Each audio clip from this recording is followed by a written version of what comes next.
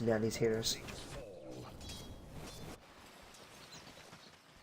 Yeah, he's doing quite a phenomenal job at the moment. 11 for 1. Down in bottom lane, you have Mezcal. He's sitting 8 for 3, so he's not doing too shabby himself.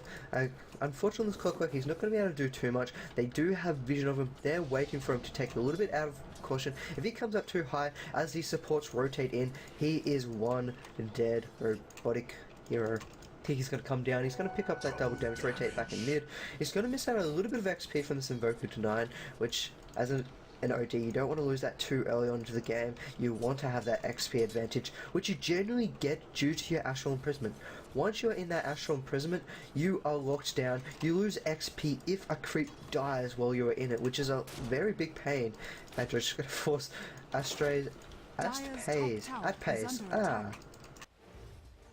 And I know I'm botching your name, and I do apologise for that quite a lot. But just forcing him out of that lane, Tiki taking a little bit of damage with that cold snap. With that double damage, is not helping him out into that mid lane. And a fairly passive game, which is a little bit surprising. Both sides playing very defensively, and I lost Mirana. There you are, Mirana. Don't lose me like that. So both sides playing very defensively. They do not want to give up this first blood. Both sides are vying for that win. They desperately need to continue. I mean, it is the group stages of Defense of the Stones, but you don't want to lose the game. And actually, a lot of damage coming up on Paz, but he's got a leap if required. Unfortunately, the ward didn't go the way he wanted, but he did get an auto attack in a little bit early to slow him down. Went for that 1-1-1 build. And with a Venomancer, we will see how he wants to run. At the moment, it looks like he might want to try and max his Plague Wards, as they are not doing a gank-orientated lineup. And bottom lane, there's a lot of damage coming on. We get the disruption with the cocktail coming out. It will land. Swarm coming flying through. We've got a lot of trouble for Silencio. We'll be able to get the creep blocking coming in. Will he get blocked by his own creeps? Can they chase him down? We got the final auto attacks coming in, and this will be your first blood going to Mezcal on that Weaver, and that's exactly where you want it going. So they're going to be very happy about that. Took a lot of damage, but it's worth it. They do have additional tangos if they want to feed it over to Mezcal in a minute. He's got his Ring of the Basilisk, so he should regen at least a little bit of mana before Clockwork gets back into that lane, so he does have Scoochie up and running. If anything desperate does decide to happen. Clockwork, however, is picked up 1 point at all. Depending on where he goes from here, if he picks up that max damage and battery assault, he can find heroes by himself, and we have a smoke gank coming out by Myth eSports. They're rotating through this jungle. They do have that disrupt and that cocktail ready. Invoker, he's playing defensively. He's sitting back. They're not sure where these supports are, so he's just sitting back on his side. He's not going to worry about it too much. They are under nighttime vision, so smoke will pretty much dissipate as soon as O has time to react. And will he be able to time to react? I think that's O, not a 0, so it should be O. Dire's bottom tower is under Now they're attack. just waiting for the time to work. The smoke of deceit is about to run off. They need to make a move, or this ward will spot them and spot their rotation, and it's spotted. They know he's here, so they've just been revealed. And pings are coming out by O, telling them that the two supports are rotating up, and they've just used a second smoke. That's very costly second smoke. Will they make it be able to pay though? Lifestealer, he's still got a point free. What does he decide to level it up? He hasn't chosen yet. They know two supports are missing, and he's just going to hold it there. He might need to consume it for a second point of rage, so he has an additional magic immunity. And, nah, we might have a little bit of trouble. We've got a little bit of fight coming down. Oh, he's going on Mezcal.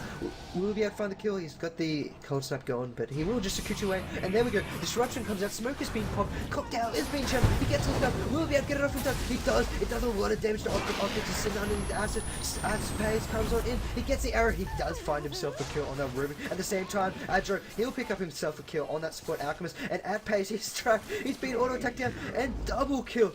Going to Adro. Snatch still being able to turn that around. And Adro, he's going to be very, very happy with that kill.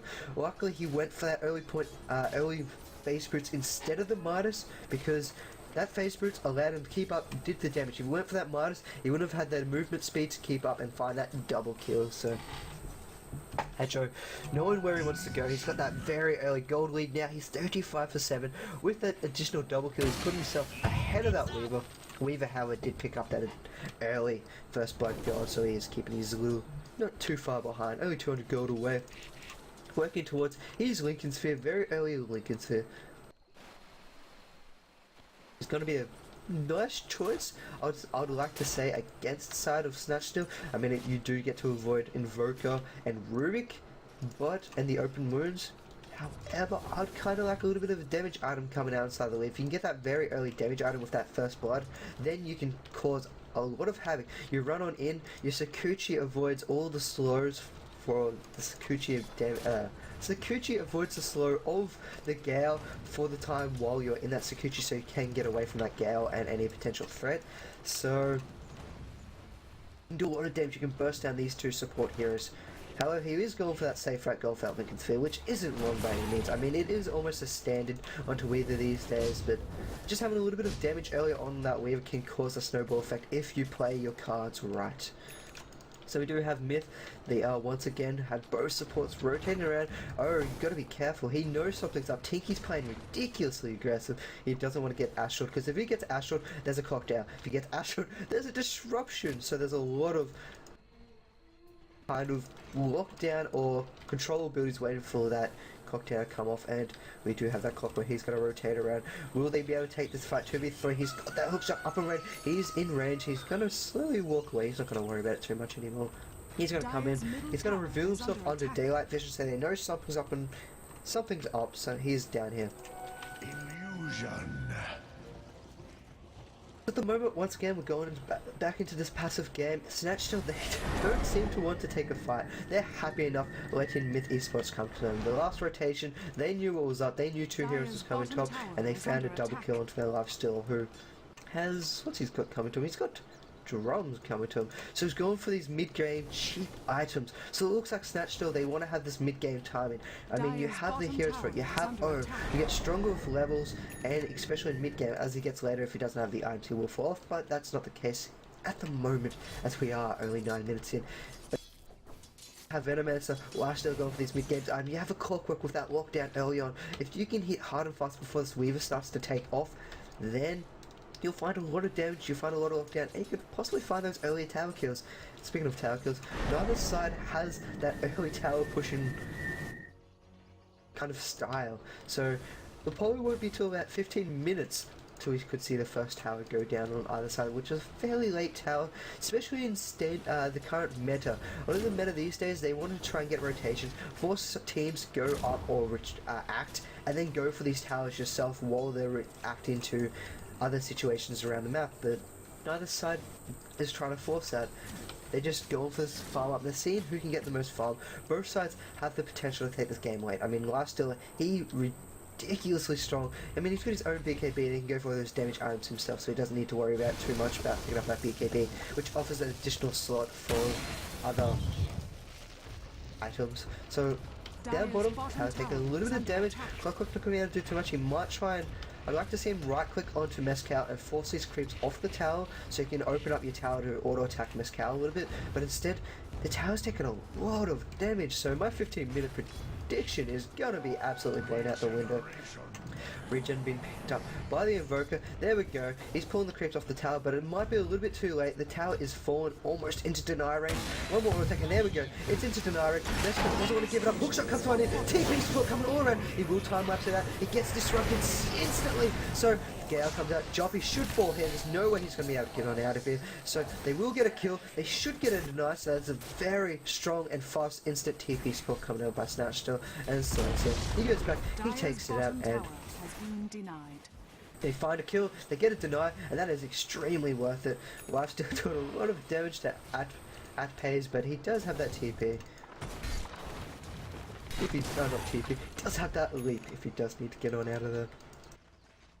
Now we have 4 heroes bottom. This should be a capitalized return tower. You have Mescal, he wants to rotate in, trying to pull these creeps, trying to find whatever farm he can, but by doing that, you've just denied a creep wave against this tower. The Forge Spirit will go out, do a little bit of scouting. If they will find Django Manx in there in the middle of nowhere. Forge Spirit goes in, he traps him on in there, he's going to start auto-attacking in. That's just a pain, because these Forge Spirits, they have so much health and so much armor. And there we see Mirana's ultimate has Prim Pop. They should see that go on Mescal. They've got the Sentry Ward already down and waiting. We do see a little bit of initiation. Weaver will be running, he does have time up, he gets lifted up, there's the disruption, start being channeled, the actual imprisonment, there goes one. It only hits on one, because the other was in the disruption. Acts cocked out, comes out, there's one hero down, 2 heroes out down, both go into the Weaver, and Weaver's going to be fantastic about that trade, and then they will get the Forge Spirit before it does any damage. At the same time, I believe Lifesteal, he did manage to find himself a slow kill onto the Marauder, so Marauder getting caught a little bit out of position, and now the Sunstrike just missing Joppy, and the ping comes out, and Joppy is happy about that. He's calling himself professional. Just going to rotate a little bit mid, pick up a little bit of XP, try to find whatever they can.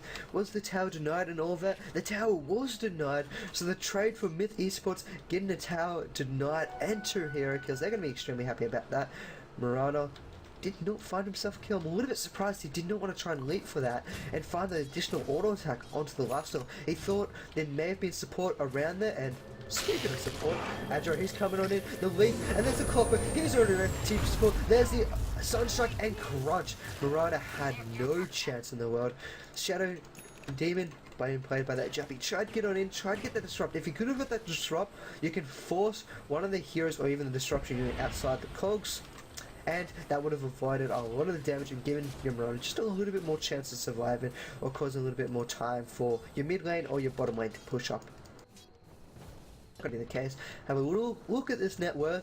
Lifesteal and Weaver, they're both trading farming very close to each other, trying to see who can get that additional early advantage. Lifesteal going for these early jumps. He's picking up his armlet now. 13-minute armlet is a nice time for the armlet. It's going to be ripping through these heroes. Wouldn't be too surprised if we see possibly a Desolator being picked up afterwards, because I mean he's doing a lot of damage, he's got that additional stats from his drums. Why not go for the throat and pick up that Desolator? Mid lane OD, he's working towards that mechanism. Unfortunately these days I don't believe the mechanism procs your essence aura anymore, but if you can get that early mechanism you can increase your pushing lineup, so mechanism is never a bad choice on pretty much any hero except your true hard carry. And again, you look at heroes such as your Viper and that can still work, but anyway, we'll just negate that. We do have a 3-man smoke up coming from Myth Esports, rotating around in the middle, but no one. Zilch, Zada, Nada, whatever you want to call it. There's no one in mid. They might find an accidental rotation come from one of these heroes. Both heroes have gone down bottom, and you do have that clockwork going, rotating into that mid lane, and they're waiting for anything. They're waiting for someone to show their face. I mean, you have an arrow, you've got Disrupt, you've got Cocktail, you have all these single target abilities lining each other up, and there we go. Smoke is revealed. They're going towards that tower, so that's just like, yeah, I'm not going to worry about it. Unfortunately, they do need to try. Arrow is used to spot out if there's anyone in the trees. They do need to try and push these towers at the same time, but they should get it. There is TPs up on these heroes, and you do have one TP. He's going to go for it. Look at that last thing he does. He breaks up. He's going for Tiki. Will he be able to find Tiki? He puts himself in. He needs to run. You do have that rotation coming in from that. Juggernaut. It's coming from that Alchemist, and he will force him away, but he did get that last hit. He did a little bit of damage, and he gets one out of there. He forces 4 heroes to rotate top. However, they wanted to come top anyway. You have the final tier 1 tower in this game. Weaver doing a nice job down bottom, keeping consistent pressure down here, forcing 2 supports. They're getting a little bit of XP, which they're quite happy with, but they're not able to rotate around the map and do what they want to do. We're picking up one of the most perfect spells on the game for a Rib. Sakuchi, as you run around these fights, pick your target wisely, and the escape mobility. I mean, you're not going to see Myth Esports pick up sentries to counter any of your heroes. They will use it to pick up, to deward, but unfortunately for that Rib, yeah, his sentry was up on Joppy at the moment. But Shiz, he's already up here, forcing the heroes off the tower. You've got that rocket flare, you've got heroes rotating in. O's still down here trying to get those additional levels up, because the higher your invoker is, the more XP you can grab, the stronger he is, as his spells are ridiculous come with those levels and those additional points in Exort and Quas. Now, once again, Myth Esports, they're loving their smoke today. They're out of smokes. They'd have to be out of smokes. They're out of smokes for another 6.5 minutes. So they're making sure the smokes are burned out. But unfortunately, the smokes haven't been as efficient. They used one at the start of the game to rotate to middle. They couldn't find anything. Then they rotated under a ward. Smoke ran out. They got spotted. They used a second smoke underneath that ward. And then came top and lost 2 heroes to the carry. And now once again they're smoked up, but they're sitting here behind the creeper. They're hoping to find something. At the same time, Snatch still, they're trying to find something. Which side will be able to take it? You have Rubik, he's got a Sakuchi, he's gonna run through and force the earlier leap, and it looks like Silencio wants to jump on in there, but he's not going to be the case. I'm a little bit surprised we did not see the leap there. If you could have got a leap in there and then rocket possibly the clockwork hook shot into the behind the lines once the lead came through. Could have found yourself a kill, but